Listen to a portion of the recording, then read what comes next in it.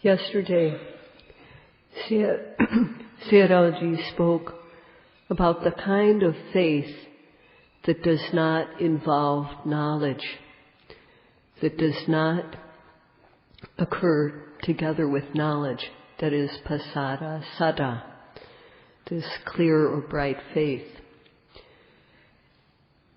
And when we say that it is not, does not arise together with faith that is not,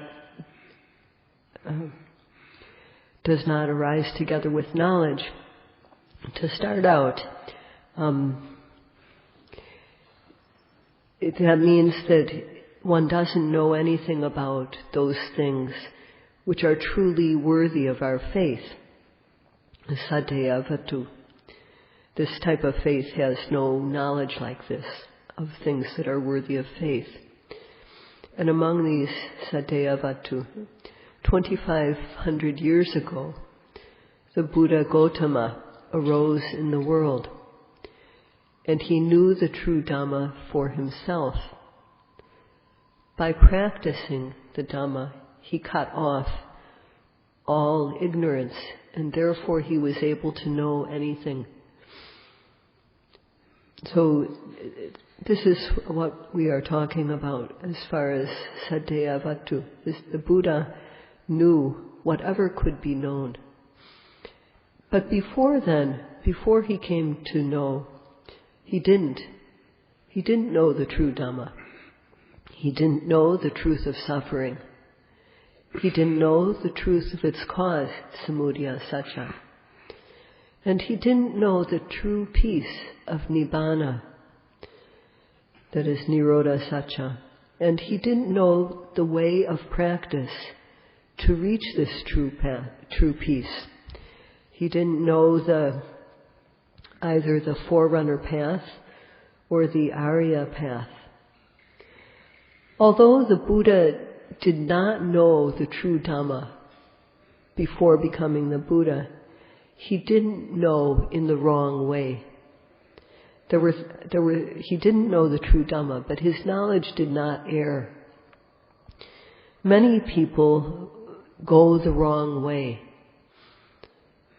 And so the Buddha didn't do this.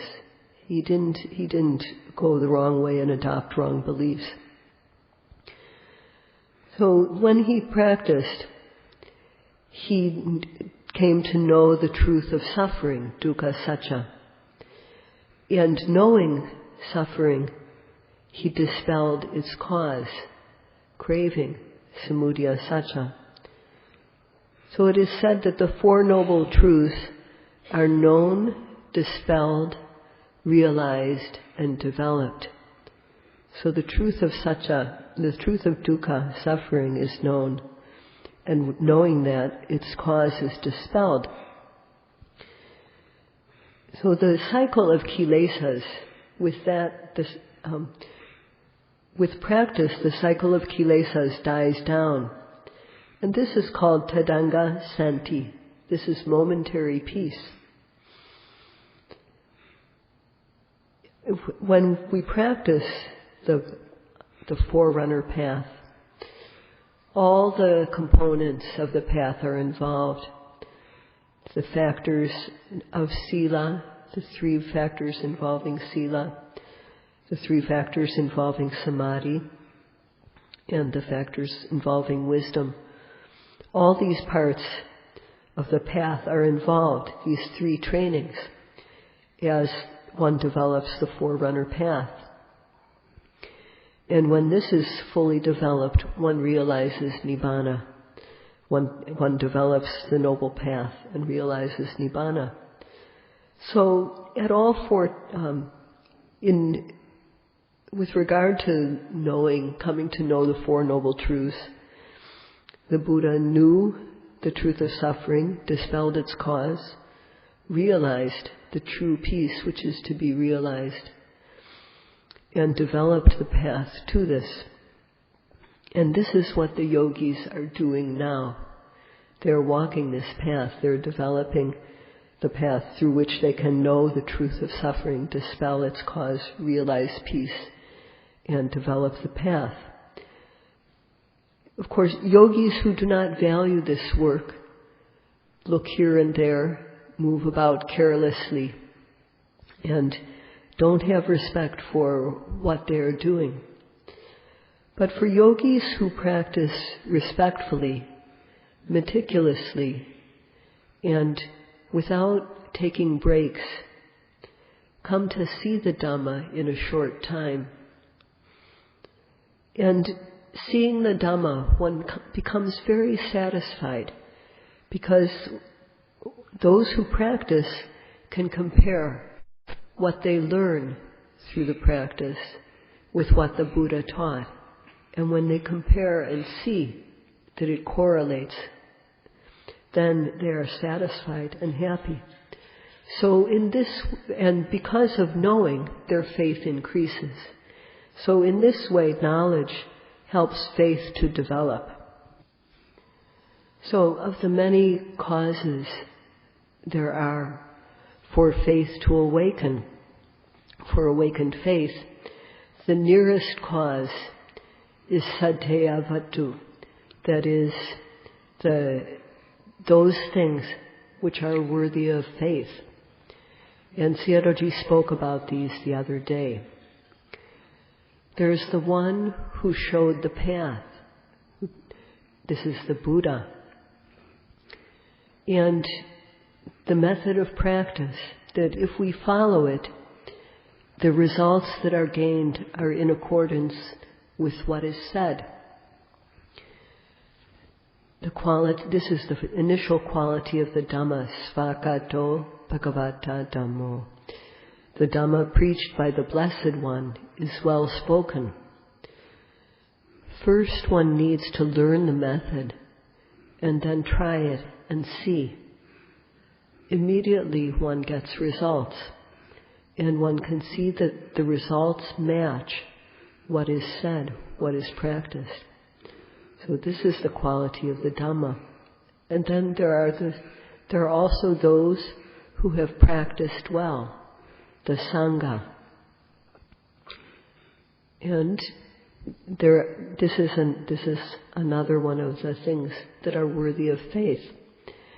Then there is, if one does good things, that good things results.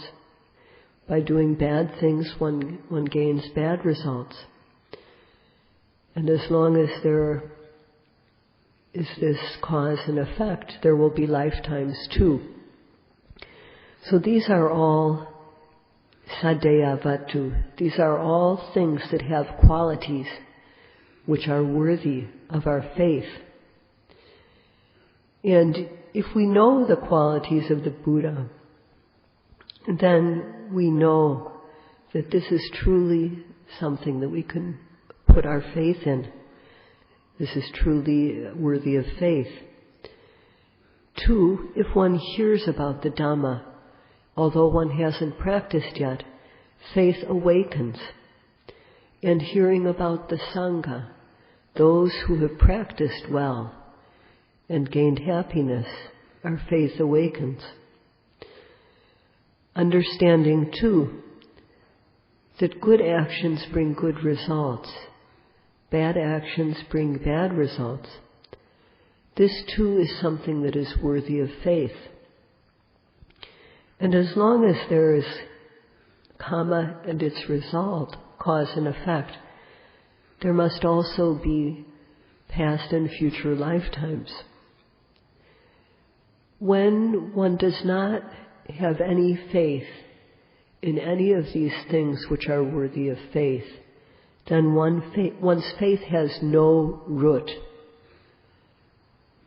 So, in order to develop faith, one has to start by learning about these things which are worthy of faith, saddhayavatu, what qualities they possess.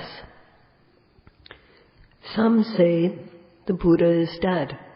He's not here anymore. And some say he's gone to heaven and he'll save us if we've done something wrong. And if we don't believe in him, he'll throw us down. So it's true, the Buddha has passed away, he's not here.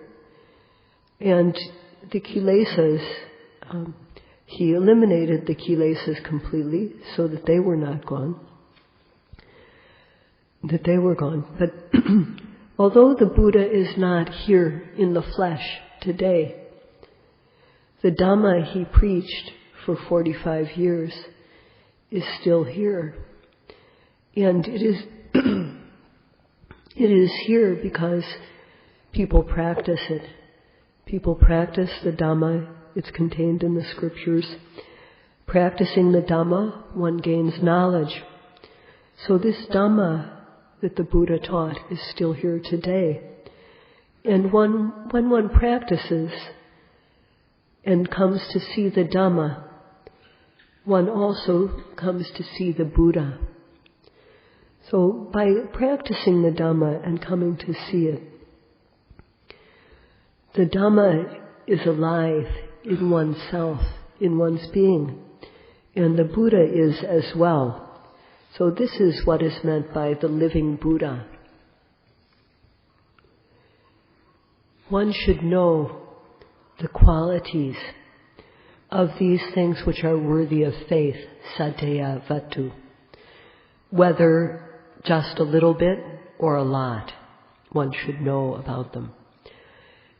If one knows about these things which are worthy of faith, about their qualities, then faith and confidence in them will become good. And to the extent that one knows the qualities of these things worthy of faith, one's faith and confidence will become good. Only when one has strong faith will one make effort in the practice. Only when one makes effort in the practice do the results come through, become apparent. The Buddha explained what are the benefits of the practice of Satipatthana. This practice is the sure path for eliminating the mental defilements such as raga, lust, anger, and so on. The path is to observe every arising kaya, every arising physical phenomena whenever it arises. There are these 4 things to be observed: kaya, vedana, or feeling, chitta, the mind, and dhamma, various objects. One has to observe the arising kaya, or physicality, every time it arises without a break. One has to observe the arising vedana, feeling good or bad, whenever it arises without a break. Whenever the mind arises, one needs to observe it without a break. Whenever there are general objects to arise, one needs to observe them without a break. This is the path of practice. And the Buddha said, he described it as ekayana mega, the sure path.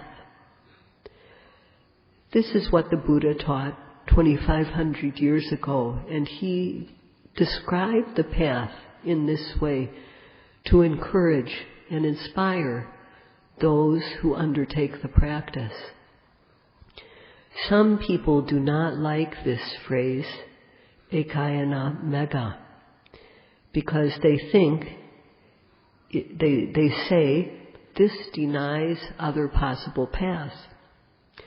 However, this is what the Buddha taught, and this is what Sayadaw also teaches. This is the Dhamma which was taught in India long ago. Satipatthana is for eliminating mental defilements. If the cause of suffering is gone, how can suffering arise? This way of practice is the way to happiness and peace. In the world, there are various causes for sorrow to arise, for one to shed tears over these causes for sorrow. This path is a way to overcome sorrow and lamentation. This path also puts an end to mental pain and physical distress. This is the path to Nibbana, and if we walk this path, we will reach. If we walk the right path, we will reach the right destination. So, the Buddha said these words to encourage and inspire those who practice. And so Sayadaw often has to repeat these words. So because one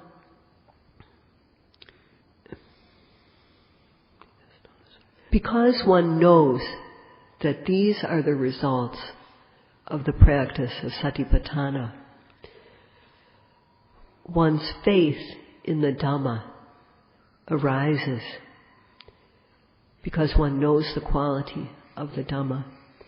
And because of one's faith, one practices energetically. One who practices energetically within 1 week realizes special things.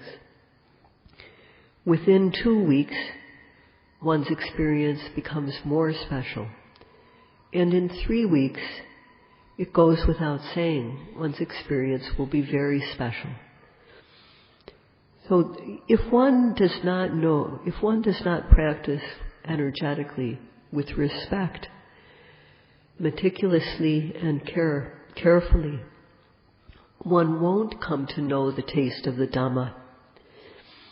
So when one doesn't come to know the taste of the Dhamma within 1 week or so, it is because of weak faith. Either faith in the practice is not there at all, or it's there but not very strong. Because of faith being weak or non-existent, one doesn't practice without consideration for one's life and limb. One doesn't just give oneself to the practice. When Sayadaw was a young monk, his teacher was very strict.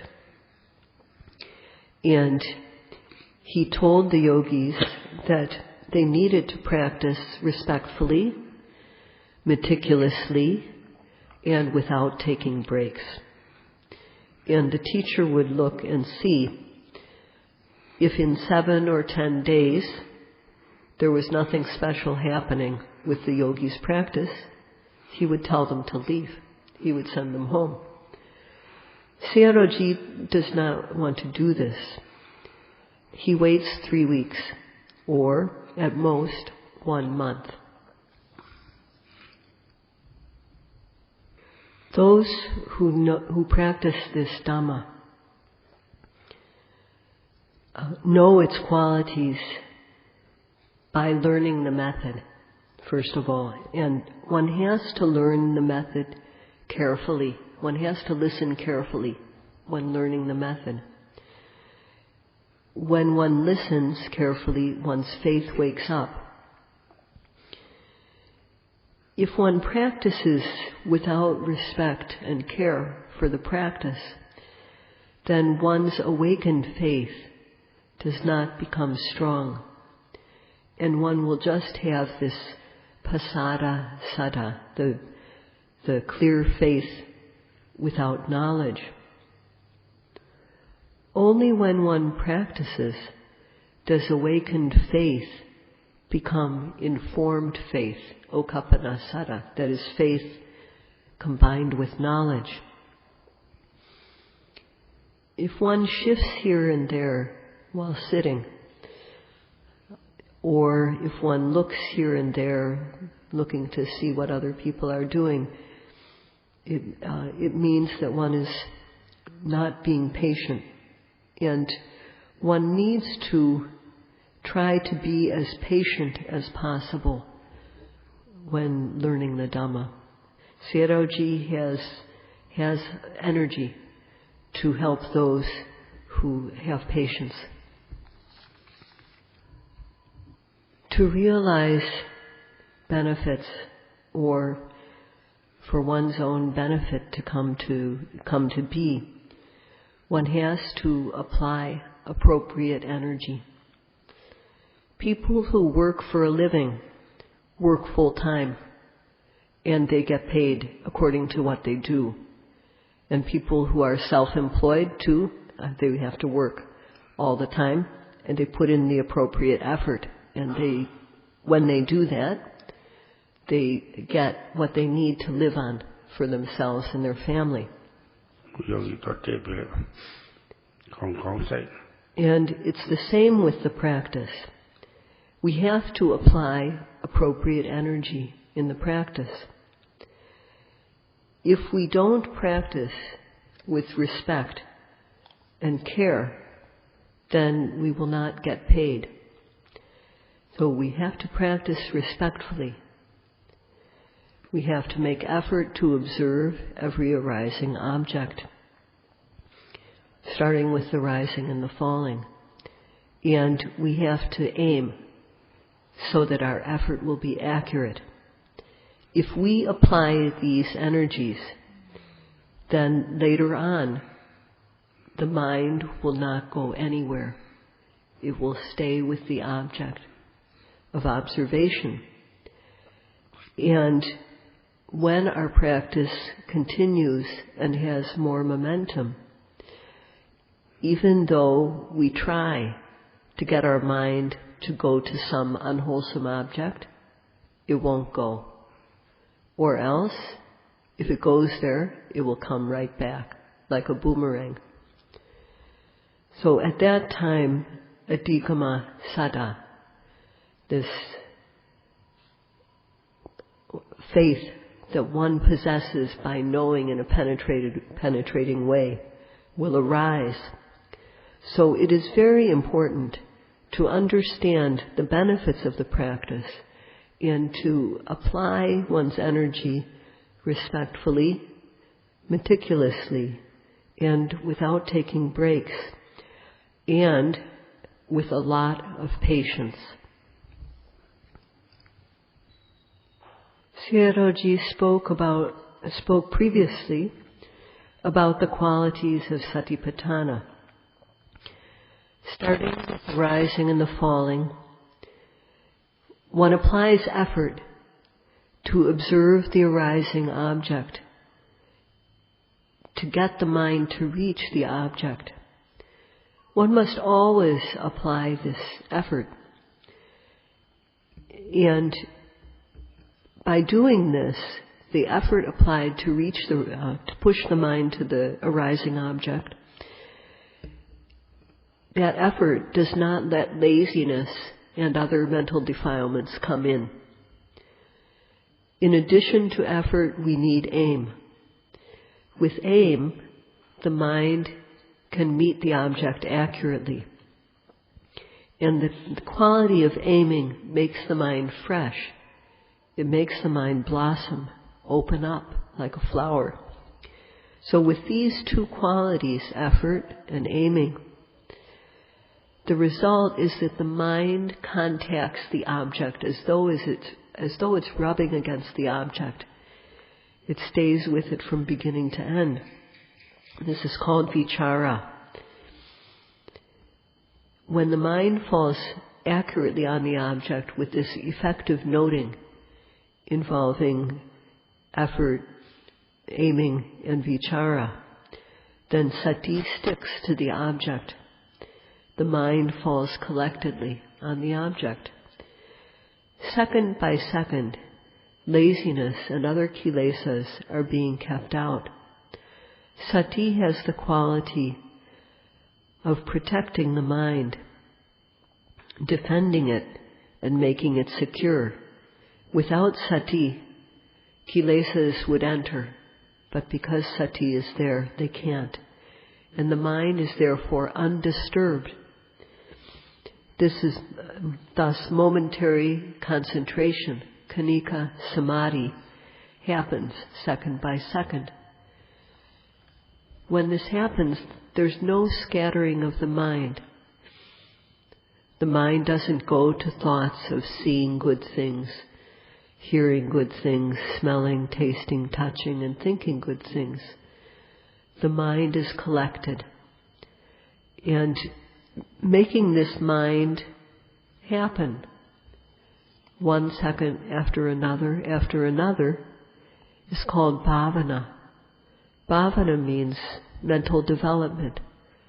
First, this clean mind has to be created, and then it is made bigger and stronger, and it is brought about many times, time and again.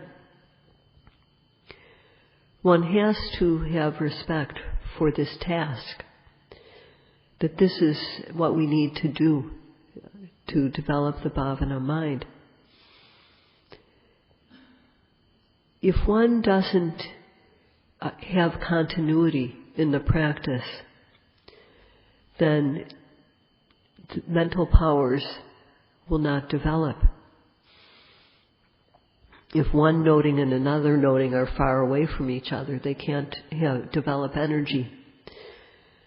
So when one has, for example, many strands of a fiber, individually, if they're just left individually, one is not connected with another, then they won't ever amount to anything. But if one has strands of fiber that are woven together, wound into a rope, although individually those strands are not anything much, when they're wound together tightly into a rope, they become unified and they become strong. If one noting is far apart from the next one, how can the mind possibly develop any energy?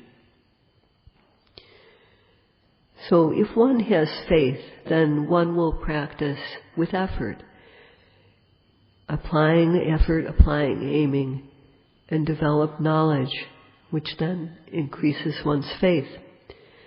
If one only has awakened faith without knowledge, this faith has no energy because it is not combined with knowledge. And with only this faith, awakened faith without knowledge, one is in danger of turning to things that are not worthy of faith, muda pasana, becoming enamored of things that are not beneficial. So the danger is that if one has faith without knowledge, without adding any knowledge to one's faith, then one could go the wrong way. So Sayadaw reminds the yogis this is something to be careful about. And he hopes that all of you will listen carefully to the benefits of satipatthana and will practice according to the instructions with respect, meticulously, and without taking breaks until you realize adhigama sada, the faith that is firmly possessed through penetrating knowledge. That's all for today. Sadhu, sadhu. For today.